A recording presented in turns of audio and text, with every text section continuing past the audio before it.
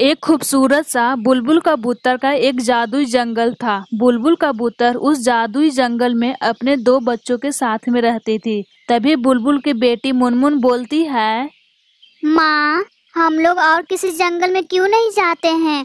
और तो और आप दूसरे पक्षियों को भी नहीं आने देते हैं। अकेले रहते हुए हम लोग इस जंगल में कितना साल हो गया है माँ। मुझे अकेले मन नहीं लगता है। मेरा भी मन करता है दूसरे पक्षियों के साथ में मैं भी खेलूं।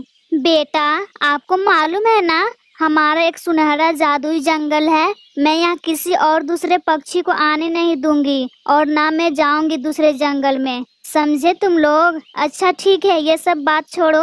एक और जो हमारा जादुई जंगल है, मैं वहीं जा रही हूँ तुम लोग के लिए फल लाने। तुम दोनों बहनों अच्छे से रहना। अगर मुझे थोड़ा लेट हो जाए तो डरना मत, समझ गए? फिर कबूतर उड़ते उड़ते सुनहरा जादुई जंगल में पहुंच जाती है। मैं अपने बच्चों के लिए ज्यादा फल लेकर जाऊंगी। ये फल खाकर उनकी सेहत तंदुरुस्त रहेगी और वैसे भी उन्हें कहीं जाना भी नहीं पड़ता है और ना ही दूसरा भोजन खाते हैं। अब मैं फल लेकर के चलती हूँ, नहीं तो फिर परेशान हो जाएंगे मेरे बच्चे। इतना बोलकर बुलबुल कबूतर अपने बच्चों के लिए उड़ते उड़ते फल लेकर पहुंच जाती है। ये लो बेटा फल। मैं तुम लोग के लिए ज्यादा फल लेकर के आई हूँ ताकि तुम लोग ज्यादा फल खाकर अच्छे और तंदुरुस्त रहो।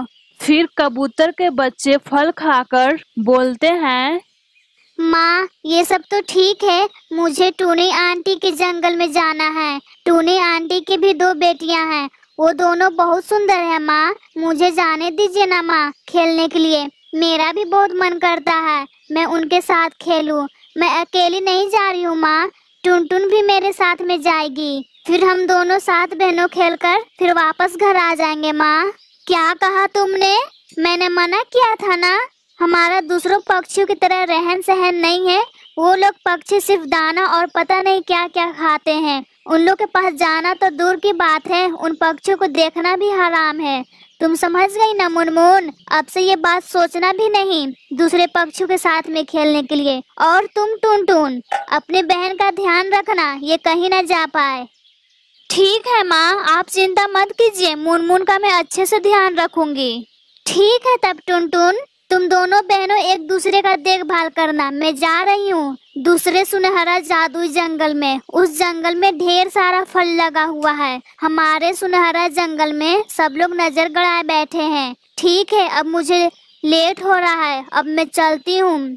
फिर बुलबुल कबूतर अपने सुनहरा जंगल में उड़ते उड़ते पहुंच जाती है। इधर मुनमुन अपनी माँ के जाने के बाद अपनी बहन से बोलती है, टुनटुन बहन, माँ तो अब चली गई है यहाँ से।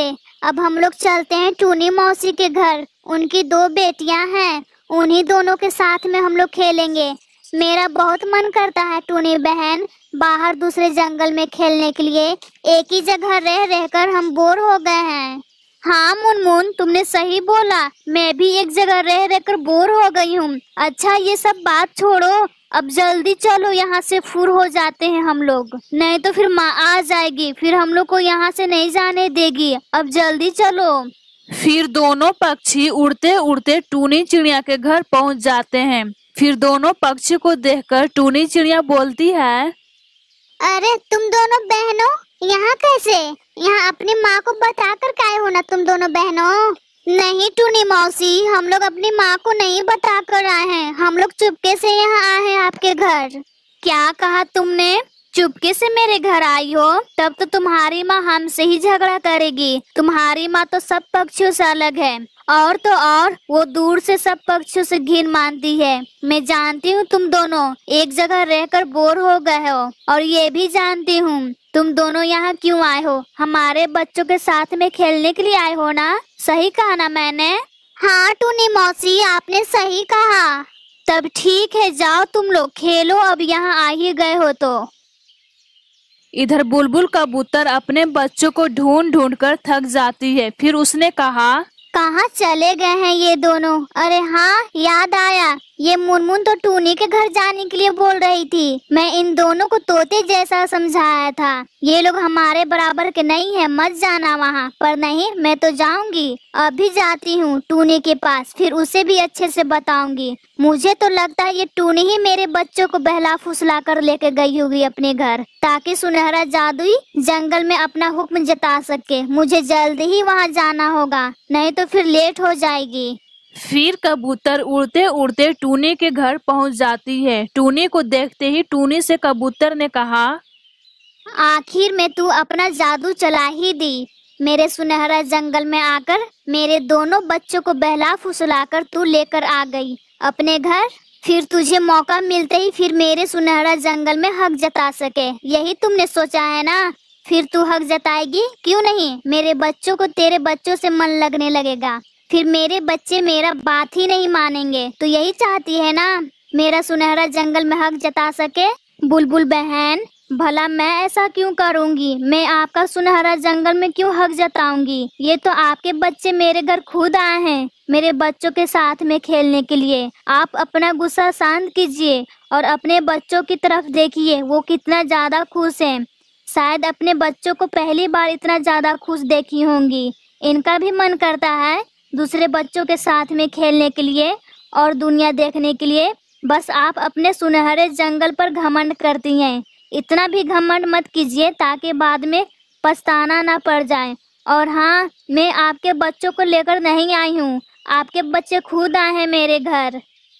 हाँ माँ, टूनी मौसी सही बोल रही है। हम लोग खुद यहाँ आए हैं इनके बच्चों के साथ में खेलने के लिए। क्या माँ, आपको अच्छा नहीं लगेगा हम लोग खुश रहेंगे तो? तुमने मुझे माफ कर दिया, तुम्हारा बहुत बहुत धन्यवाद टूनी। अब से हम लोग साथ में मिलकर रहेंगे। लेट से ही सही, तुझे समझ में तो आया। ठीक है, मैंने तुझे माफ किया। फिर सारे पक्षी साथ में मिलकर रहने लगते हैं और खुशी खुशी से जिंदगी बिताने लगते हैं।